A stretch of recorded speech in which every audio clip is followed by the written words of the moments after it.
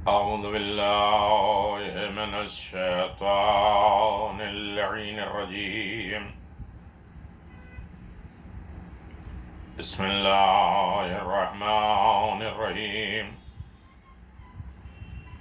الحمد لله رب العالمين، والصلاة والسلام على نبي الكريم وعلى آله الطيبين الطاهرين المعصومين المنتجبين، ولعنة الله على أعدائهم من الآن إلى قيام يوم الدين، آمين يا رب العالمين. اما بعد، سامعین اکرام، ناظرین گرامی قدر، السلام علیکم ورحمۃ اللہ وبرکاتہ. ماہ رجب قبولیت کا مہینہ ہے، برکتوں کا مہینہ ہے، رحمتوں کا مہینہ ہے، مغفرت کا مہینہ ہے، بلندیوں کا مہینہ ہے، عزت و کامرانی کا مہینہ ہے، امیر المؤمنین کا مہینہ ہے، ولایت کا مہینہ ہے، زیادہ زیادہ قرب الہی حاصل کرنے کا مہینہ ہے، اور رجب کے بعد شعبان، شعبان کے بعد رمضان میں داخل ہونے کا مہینہ ہے. 10 رجب عظیم ترین تاریخ. تحقیقاً مہدی عجل اللہ تعالی فرجہ الشریف ہم میں سے ہیں جن کا انتظار اطاعت غیبت کے دور میں واجب ہے. یہ ہمارے امام علی نقی علیہ السلام نے کہا ہے. 10 رجب امام علی نقی علیہ السلام کی ولادت باسعادت. 10 رجب 195 ہجری میں آپ کی ولادت باسعادت ہوئی. 10 رجب بہت سی فضیلتیں رکھتی ہیں، لیکن اس میں چونکہ اعمال اور نماز کا گفتگو ہوتی ہے، دوسرے ویڈیوز میں ہر دن کے مناسبات، فضائل اور ہدایت اور نصیحتیں اور پیغامات بھیجے جا رہے ہیں. 10 رجب منگل کا دن، یعنی شب منگل، مغرب عشاء کے درمیان 12 رکعت نماز، یعنی شب 10، آج کا دن گزرنے کے بعد، رات آ جانے کے بعد، شب 10 میں مغرب اور عشاء کے بیچ میں، درمیان میں 12 رکعت نماز دو دو کر کے. ماہ رجب کی شب 12 کی 2 رکعت نماز پڑھتا ہوں قربتاً اللہ. ہر رکعت میں الحمد کے بعد سورہ قل هو اللہ 3 مرتبہ، الحمد کے بعد 3 مرتبہ سورہ قل هو اللہ ہے. 12 رکعت دو دو کر کے پڑھنا ہے. نماز کا ثواب یہ ہے، پیغمبر اسلام صلی اللہ علیہ وآلہ وسلم فرماتے ہیں یہ نماز اس کو بلند مرتبہ کر دے گی. ہر انسان بلندی چاہتا ہے، آخرت کا رتبہ درجہ بہت بلند کر دے گا، اور خداوند عالم کی طرف سے ایک محل، ایک گھر تعمیر کیا جائے گا جس کے ستون، جس کے پلرز سرخ اور لال ہوں گے، سرخ اور لال ہوں گے، یاقوت کے ہوں گے. لوگ کہنے لگے یا رسول اللہ یہ ستون، یہ پلر کہاں ہیں؟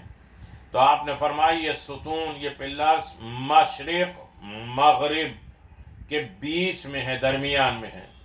اس ستونوں میں 700 گھر ہوں گے، ایک ستون میں 700 گھر ہوں گے، اور یہ گھر اس دنیا سے بڑا، یہ دنیا سے بڑا یہ ایک گھر ہوگا.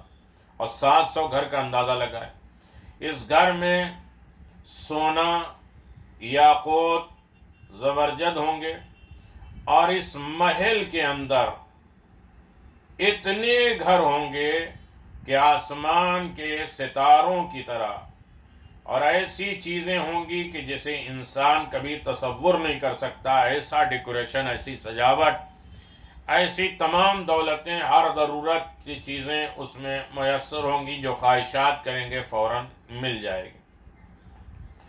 یہ شب 10 کی 12 رکعت مغرب عشاء کے درمیان الحمدوں کے بعد 3 مرتبہ سورہ قل ہو اللہ دونوں رکعتوں میں پڑھنا ہے، اس کا اجر و ثواب یہ ہوگا۔ منگل کا دن آئے گا 10 رجب، روزہ جو شخص ماہ رجب کے 10 روزے رکھ لے گا تو اللہ تعالیٰ اسے اپنی قدرت کاملہ، خدا کی قدرت کاملہ سے اڑنے کے لیے دو بالوں پر دے گے جس سے وہ اڑتا رہے گا۔ جعفر طیار جناب ابو الفضل عباس کو اللہ نے یہ عطا کیا ہے۔ اگر انسان رجب کے 10 روزے رکھ لے گا اور خلوص کے ساتھ سارے شرائط کے ساتھ تو اللہ اس کو 2 پر دے گا اڑنے کے لیے۔ جو موتی بزرگ یاقوت کے ہوں گے جن کے ذریعے وہ اڑنے لگے گا اور جنت میں داخل ہوگا، جہاں جب چاہے چلا جائے گا۔ تو عزیزان محترم، یہ روزے کی برکت، نماز کی برکت۔ منگل کے دن یا ارحم الراحمین 100 مرتبہ، یا اللہ یا رحمان 1000 مرتبہ، یا قابض 903 مرتبہ۔ منگل کی نماز مسلسل آپ کی خدمت میں بیان کی جا رہی ہے کہ 2 رکعت نماز ہے، الحمدوں کے بعد کافرون، توحید، فلق، ناس، ایک مرتبہ دونوں رکعت میں ہے۔ اس کے بہت زیادہ فضائل ہیں۔ منگل کے دن میں انسان کسی وقت بھی پڑھ سکتا ہے 2 رکعت نماز۔ روز منگل پڑھتا ہوں یا پڑھتی ہوں قربتاً اللہ، الحمدوں کے بعد کافرون، قل ہو اللہ، فلق، ناس۔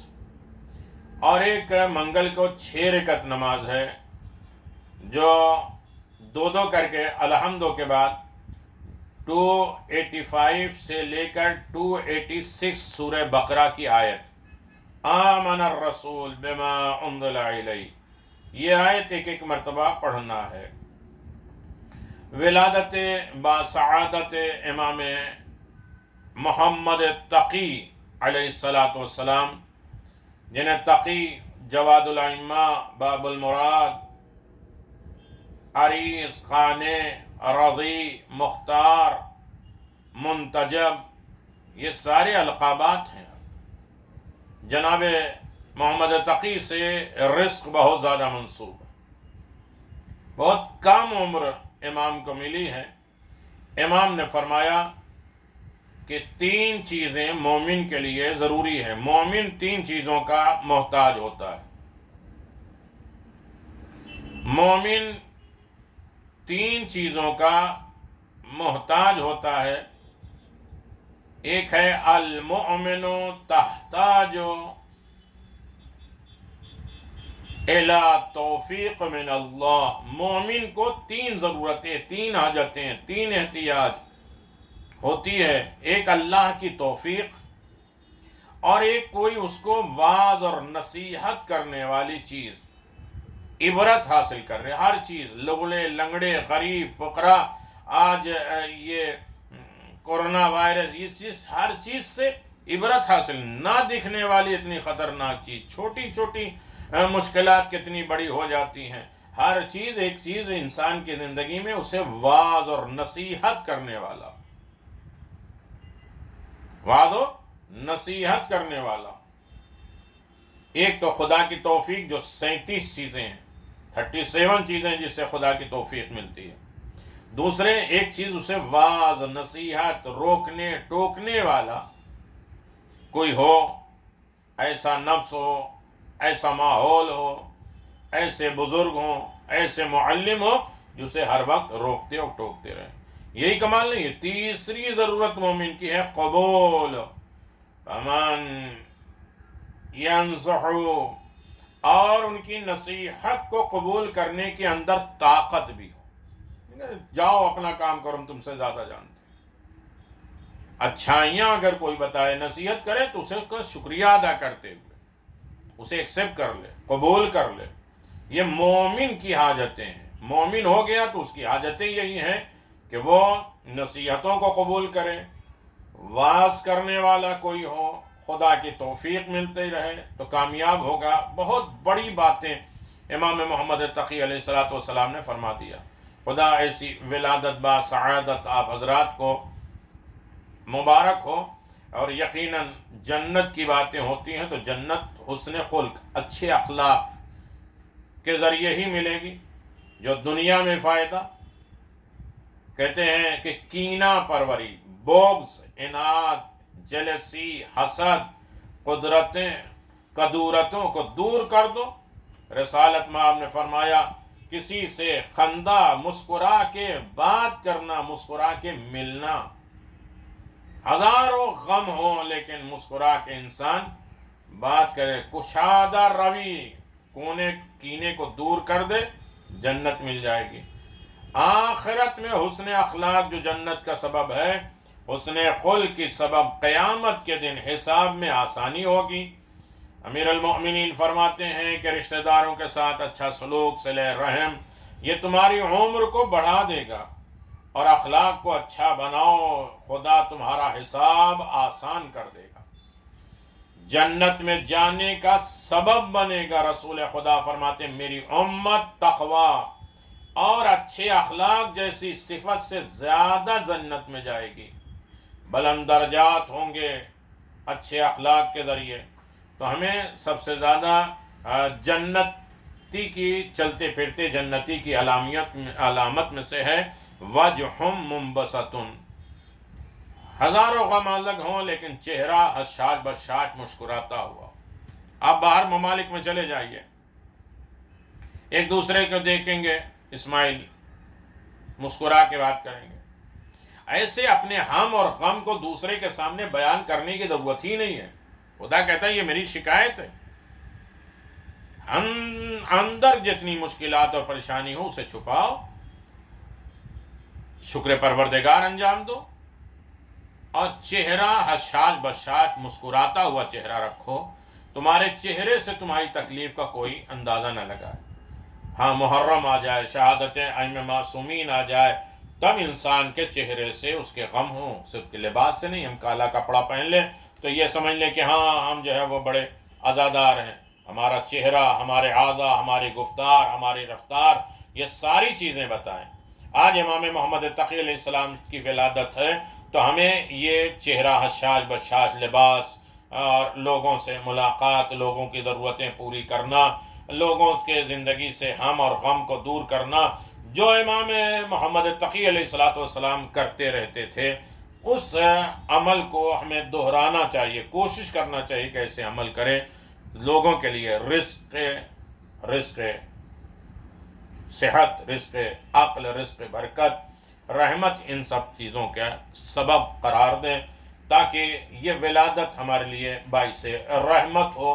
اور ہم امام ولادت شہادت اسی لیے آتی ہے کہ ہم ان کے قوانین بھول گئے ہیں، تو دوبارہ ان کی باتیں، ان کی نصیحتوں کو اپنی زندگی میں، اپنے گھروں میں، اپنی لائف، اپنے معاشرے، سوسائٹی میں لاگو کریں، تاکہ ہمارا لباس ہماری لائٹنگ سے نہ بتائے کہ آج ولادت کا دن ہے، ہمارا عمل خود بخود بتائے کہ آج اس کے کسی امام، کسی رہبر، کسی قائد کی ولادت باسعادت ہے، جس کی طرح وہ بھی اس کے نقش قدم پہ چل رہا ہے اور اسی طرح زندگی گزار رہا ہے۔ وآخر دعوانا ان الحمد للہ رب العالمین، والصلاة والسلام علی نبی الکریم وعلی آلہ الطیبین الطاہرین۔ اللہم صل علی محمد التقی الجواد صلی اللہ علیہ وآلہ وسلم۔ آپ سب کو بہت بہت مبارک ہو، رجب مبارک، ولادتیں مبارک، رحمتیں مبارک، مغفرتیں مبارک، اعمال مبارک، عبادتیں مبارک۔ دعا میں یاد رکھیے، انشاءاللہ خود بھی عمل کرنے کی ہم کوشش کریں، اور دوسروں کو بھی یہ پیغام سمجھ کر ایک نصیحت کا درس دیتے ہوئے لوگوں تک پہنچانا ہمارا فرض ہے۔ وآخر دعوانا ان الحمد للہ رب العالمین۔